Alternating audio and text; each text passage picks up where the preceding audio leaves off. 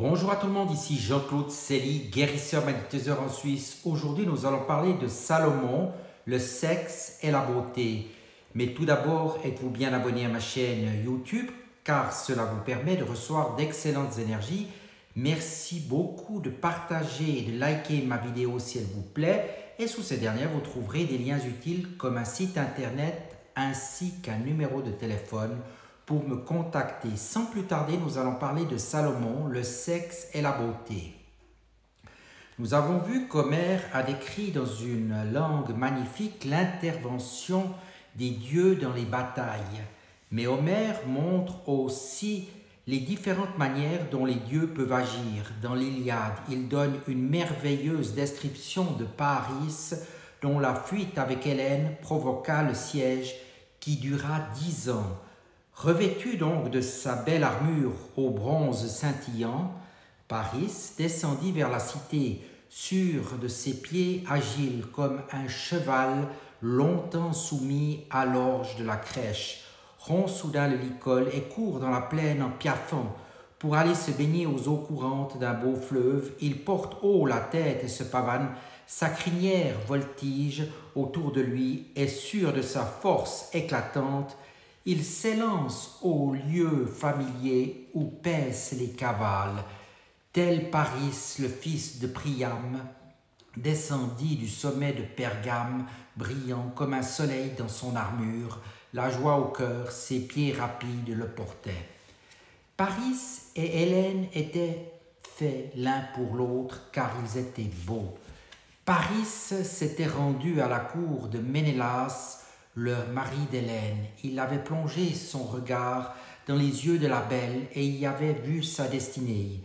À cette époque, au début de ce que les historiens nomment l'âge de fer, le serpent de Vénus à l'intérieur du corps humain commençait à s'agiter sous le poids d'une énergie sexuelle non assouvie. Au chapitre 3, plutôt, nous avons vu que le cosmos a été assemblé de façon à faire naître en nous un grand désir de bonheur. L'histoire de Moïse, elle, décrit la manière dont un autre grand désir en est venu à couler dans nos veines, tel un flot impérieux, le besoin de justice, d'équité. Dans les histoires d'Hélène, de David et de Salomon, on voit ces deux grands désirs s'affronter. La beauté terrestre est loin d'être sereine, bien qu'une personne belle puisse paraître sereine et posée. Le plus terrible dans la beauté, écrit Dostoïevski, n'est pas d'être effrayante, mais d'être mystérieuse. La beauté est le lieu où toutes les contradictions se heurtent. En elle, Dieu lutte contre le diable ou avec le diable et le champ de bataille se trouve dans le cœur de l'homme. La grande beauté attire les puissances démoniaques. Nous vivons dans un monde paradoxal, un monde où les contraires sont réunis, si bien qu'ils sont difficiles à distinguer. La beauté peut nous rendre profondément heureux. Elle fait naître en notre fort intérieur une vision de la création telle qu'elle pourrait et devrait sans doute être. Elle peut conférer un sens et un but à notre vie et nous donner l'impression d'avoir trouvé notre place dans le monde. L'extase de l'amour physique que la beauté nous inspire parfois peut ressembler de près à une expérience mystique. Mais si elle nous abuse, la beauté peut entraîner la chute d'empire. Et les personnes honnêtes et même les personnes exceptionnelles peuvent elles aussi mal agir. Tout comme son contemporain Ulysse, David tua un géant à un œil. Il devint le premier roi à unir les tribus d'Israël en un grand royaume. C'était un grand roi, mais il était aussi imparfait, amoureux de Bethsabée. Il envoya son mari à la guerre afin de garder sa belle pour lui tout seul. Son règne ainsi que celui de son fils Salomon dura 40 ans. Salomon fera ériger le temple que son père avait promis de construire. Une nuit, Salomon fit un rêve dans lequel Dieu lui demandait ce qu'il devait lui donner. Salomon réfléchit à la question avant de donner sa réponse. « Si je demande de l'or, de l'argent et des bijoux, pensa-t-il, Dieu me les donnera et cela s'arrêtera là. Mais si je lui demande la sagesse, je pourrais gagner ces richesses par moi-même et bien plus encore. » Il répondit donc, « Seigneur, Donne à ton serviteur un cœur intelligent. À son réveil, il se promena dans les champs, il entendit les oiseaux jacasser, le coq chanter, les ânes braire, et se rendit compte qu'il comprenait ce qu'il disait. La tradition attribue à Salomon l'écriture de ce que les théologiens nomment les livres de la sagesse de la Bible. Le livre des Proverbes est l'Ecclésiaste. Ces écrits de sagesse ne traitent pas principalement de questions d'ordre spirituel. Le livre des Proverbes donne des règles pratiques pour réussir sa vie et être heureux. Il en va ainsi des proverbes de toutes les traditions qui nous conseillent de réfléchir avant d'agir, ou nous disent qu'il vaut mieux prévenir que guérir. Dans son rêve, Salomon a agi avec prudence et à son réveil a poursuivi dans cette voie. Le Talmud dit qu'il y avait le pouvoir de comprendre la nature, les propriétés des arbres et des plantes, et qu'il a aussi parlé sur les animaux, les oiseaux, sur les reptiles et sur les poissons. Dans le Coran, il est dit qu'il est capable de soumettre le monde à sa volonté, y compris les djinns, et ce, de plusieurs manières. Le règne de Salomon apporta une richesse et une prospérité sans précédent à son peuple. Le commerce permit de faire entrer les richesses par de nouvelles voies, mais aussi les idées nouvelles. Salomon se fit ériger un palais, puis, au bout de 4 années de règne, entreprit la construction de son temple. Un millier d'ouvriers abattirent des cèdres et des genévriers. Ils descendirent les rondins des montagnes libanaises pour les transporter jusqu'à Jérusalem. Des milliers d'ouvriers supplémentaires exploitèrent les carrières de calcaire locales, extrayant des blocs de pierre grossiers dans lesquels ils sculptèrent des pierres de taille parfaite. Le temple de Salomon n'était pas aussi monumental qu'on pourrait le penser compte tenu de la place qu'occupe ce bâtiment dans l'imaginaire collectif. D'après les mesures rapportées dans la Bible, il n'était pas plus grand qu'une petite église de campagne. S'il impressionnait tant les gens, c'est parce que Dieu lui-même vivait dans l'obscurité épaisse de son Saint des Saints. Le temple était destiné à être le corps de Dieu. Comme les temples d'Égypte et les cathédrales chrétiennes d'Europe, il fut construit selon les proportions humaines idéales, pas seulement la forme et les proportions du corps physique, mais aussi les qualités des corps spirituels supérieurs. Les formes quadripartites, septipartites et octopartites que l'on trouve dans les temples et les cathédrales agissent sur notre âme et notre esprit et à travers eux sur notre physiologie. On peut même ressentir cette influence en entrant dans une petite église de campagne. Les artisans des générations précédentes avaient assimilé ces connaissances spirituelles élémentaires. Martin Luther évoqua la structure tripartite du temple. Elle se révélait en traversant la grande salle du culte, puis le vestibule jusqu'au Saint des Saints. Cette structure, disait-il, reflétait la nature tripartite de l'être humain, le corps physique, l'âme et l'esprit. Puis la lumière de Dieu se révélait dans le chandelier à 7 branches qui se tenait devant, si bien que les rayonnements des 7 pensées de Dieu n'en faisaient plus qu'un. Ces 2 colonnes furent façonnées par Hiram, Abi, un artisan bronzier, l'architecte que Salomon avait employé pour dessiner le temple et superviser sa construction. Nommés Jachin et Boaz, ces colonnes se dressaient à l'extérieur du temple et indiquaient le lever du soleil au moment des équinoxes. Mais elles symbolisaient aussi les rythmes à dimension humaine qui s'emboîtaient dans les rythmes cosmiques tels les rouages d'une horloge, les rythmes de l'évolution humaine, de la vie, de la mort, du jour et de la nuit, de l'inspiration et de l'expiration. La colonne rouge, Jachin, représentait l'absorption de l'oxygène par les globules rouges et aussi l'absorption de l'influence spirituelle du soi par le moi. Avant que les humains ne développent un corps matériel, cette absorption se produisait facilement à tout moment. Aujourd'hui, elle se produit entre les différentes incarnations quand l'esprit s'élève dans les mondes spirituels pour être régénéré et aussi à plus petite échelle, la nuit, quand l'esprit sort du corps physique. La colonne rouge était l'arbre de la vie. Elle représentait la vie animale que les globules rouges rendent possible. La colonne bleue, elle, était l'arbre de la connaissance.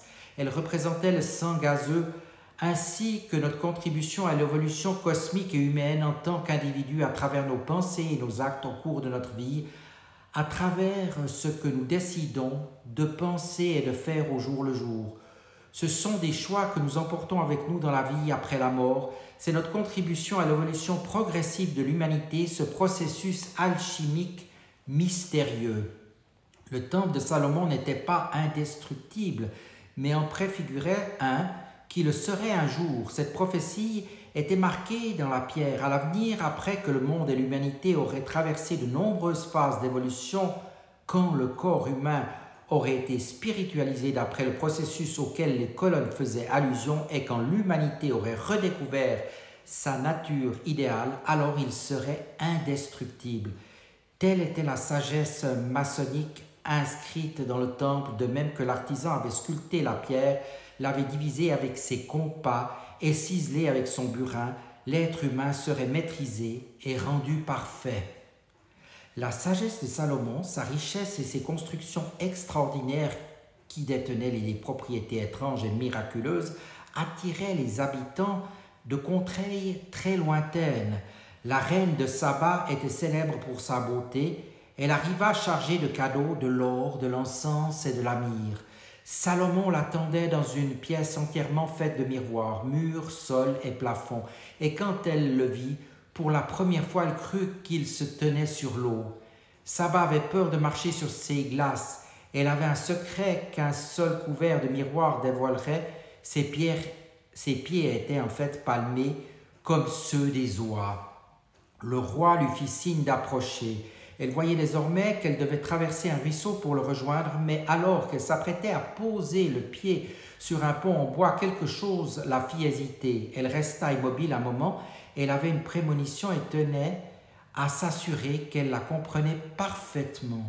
L'instant d'après, elle se rendit compte de ce dont on l'avertissait. Un jour, un Dieu serait crucifié sur ce morceau de bois.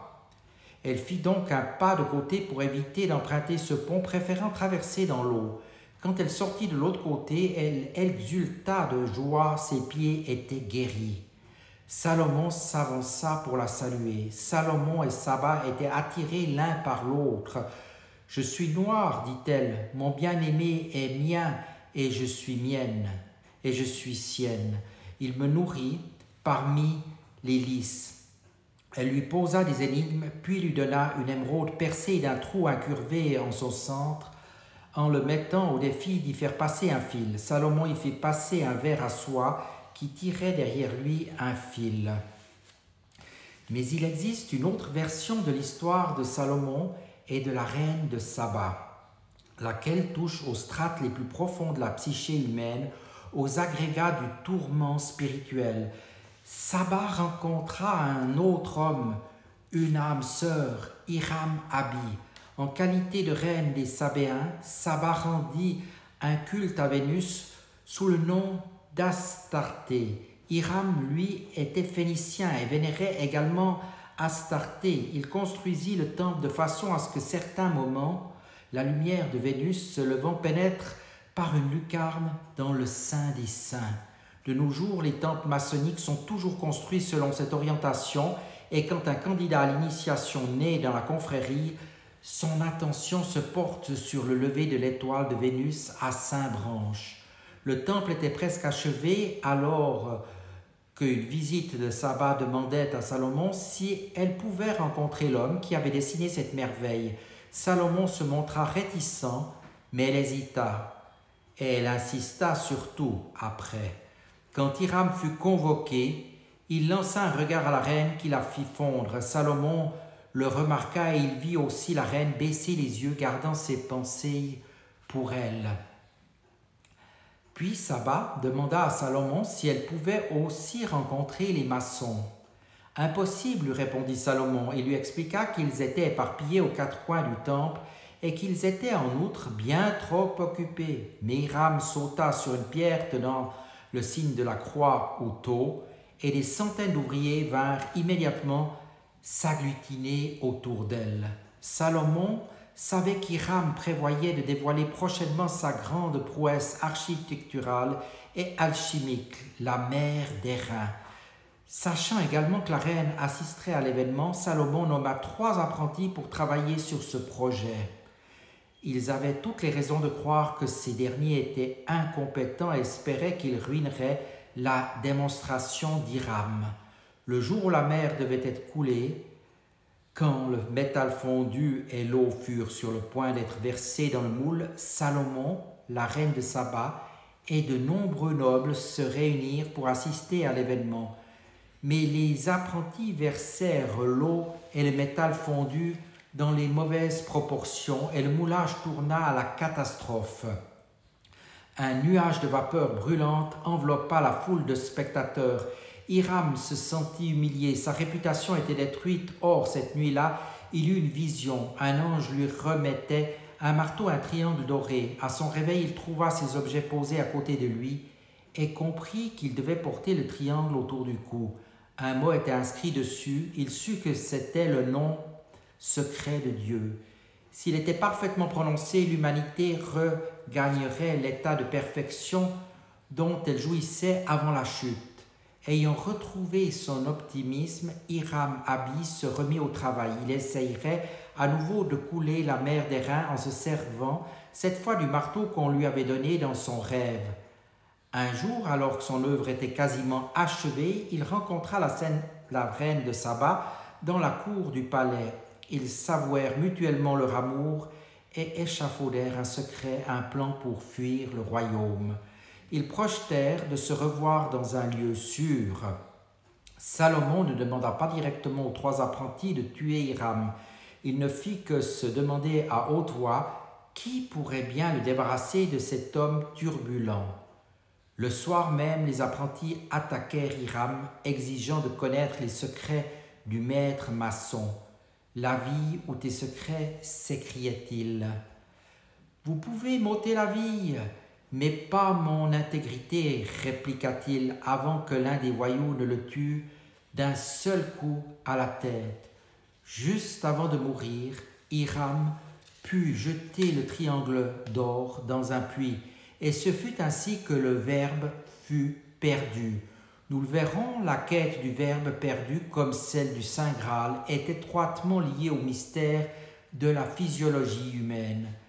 La signification de Vénus pour les auteurs de l'Ancien Testament n'est peut-être pas évidente, mais la description que fait le psaume 19 du Soleil, qui sort de sa chambre semblable à un époux, se base sur un passage cananéen antérieur qui décrit l'union sacrée du Soleil et de Vénus.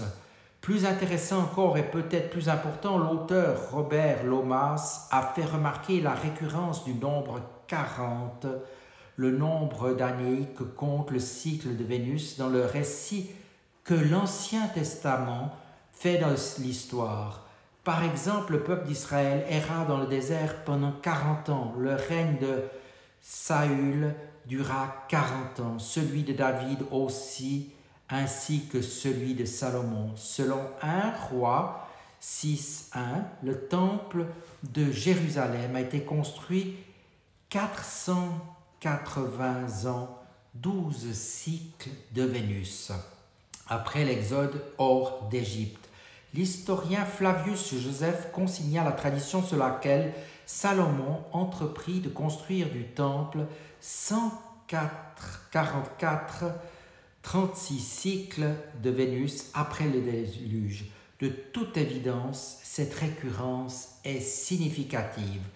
Soit les auteurs de la Bible connaissaient la tradition selon laquelle les mouvements de Vénus exerçaient une influence déterminante sur le cours de l'histoire et par conséquent ont manipulé les dates pour qu'elles correspondent, soit Vénus exerce bel et bien une telle influence et ses auteurs l'ont décrite avec exactitude. Voilà une bien belle histoire. Je vous dis maintenant à tout bientôt et merci de votre attention.